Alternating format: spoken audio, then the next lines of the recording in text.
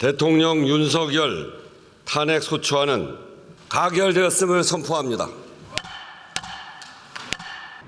사건 번호 2024 헌납 8. 윤석열 대통령 탄핵 심판 사건에 대해 헌법재판소가 결론을 내놓습니다. 선고는 사흘 뒤인 오는 4일 오전 11시에 이뤄집니다. 국회 탄핵소추안 의결로부턴 111일, 변론 종결로부턴 38일 만입니다. 역대 대통령 탄핵 심판 사건 가운데 가장 긴 기간입니다. 지금까지 모두 11차례의 변론이 열렸고 증인 16명에 대한 신문이 진행됐습니다. 변론 종결 뒤엔 평의가 거듭됐는데 선고기일은 오늘 오전 평의에서 지정됐습니다. 헌재는 보완을 위해 선고기일까지 평의와 평결 절차 등은 모두 공개하지 않기로 했습니다. 사안의 중대성과 국민적 관심을 고려해 선고 당일 방송 생중계와 일반인 방청은 허용됩니다. 선고기일의 당사자 출석은 의무는 아닙니다. 윤 대통령 측은 아직 출석 여부를 밝히지 않고 있습니다. 그동안 국회 탄핵소추단 측은 비상계엄과 국회 등에 대한 병력 투입이 중대한 위헌 위법이라고 주장했고 윤 대통령 측은 비상계엄은 경고성이었고 정치인 체포 지시 등은 없었다고 주장해왔습니다. 만약 헌재가 인용을 결정하면 윤 대통령은 파면됩니다. 기각이나 각하 결정이 나올 경우엔 윤 대통령은 직무에 복귀하게 됩니다. KBS 뉴스 신현욱입니다.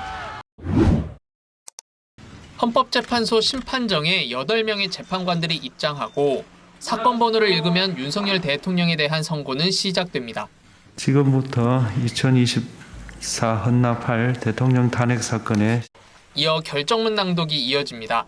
만약 재판관 전원일치로 결정을 내린 경우 쟁점별 판단을 먼저 내놓고 결론이 담긴 주문을 나중에 낭독합니다.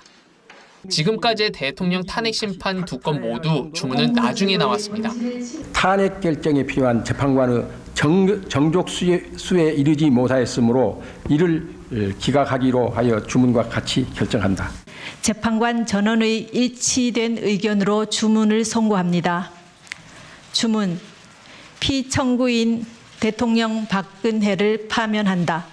재판관 사이 의견이 갈리거나 세부 판단에 차이가 있으면 주문을 먼저 읽는 게 일반적입니다. 하지만 선고 순서는 재판부 재량에 달려 있어 관례와 달리 진행될 가능성도 있습니다.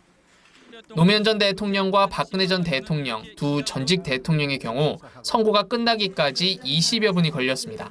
의견이 나뉘게 되면 나뉘는 부분만큼 각각의 의견에 대해서 그 주장하는 그 재판관들이 이유들을 다 설명을 해야 되기 때문에 시간이 상당히 걸릴 가능성도 많아 보입니다. 선고의 효력은 재판장이 주문을 읽는 시각에 발생합니다. KBS 뉴스 이호준입니다.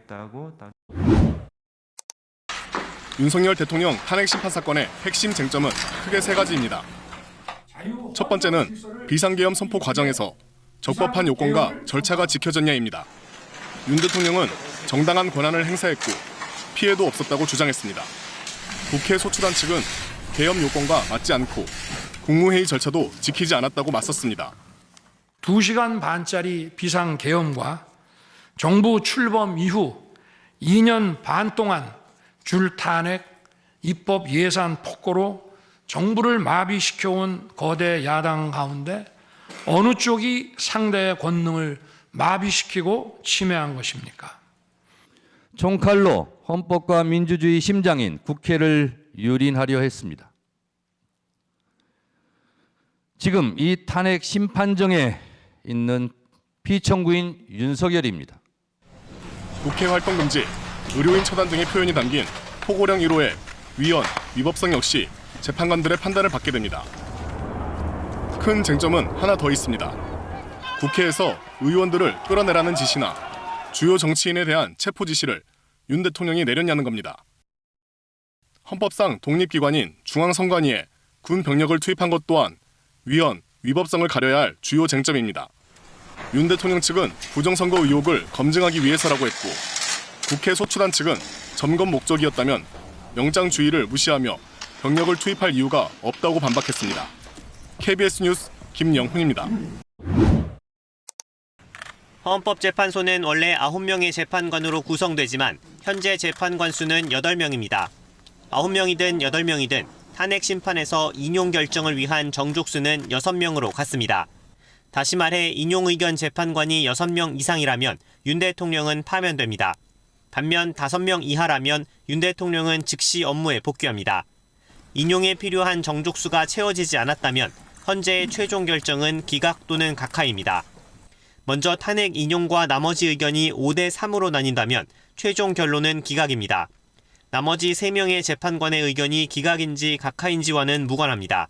각하세 인용 5이 됐을 경우에는 그냥 기각이 돼버린다고. 한 사람은 기각, 두 사람은 각하라고 하는 상황을 가정해 보자고요. 그럴 때 결론적으로는 한 사람의 의견대로 결국 전체가 기각이 되는 거거든.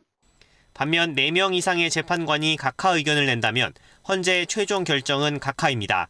각하 결정이 내려지면 쟁점에 대한 판단은 이뤄지지 않습니다. 나머지 4명의 재판관은 소수 의견만 남길 수 있습니다. 기각이나 각하 결정이 내려지면 윤 대통령은 직무에 복귀하게 됩니다. KBS 뉴스 김태원입니다.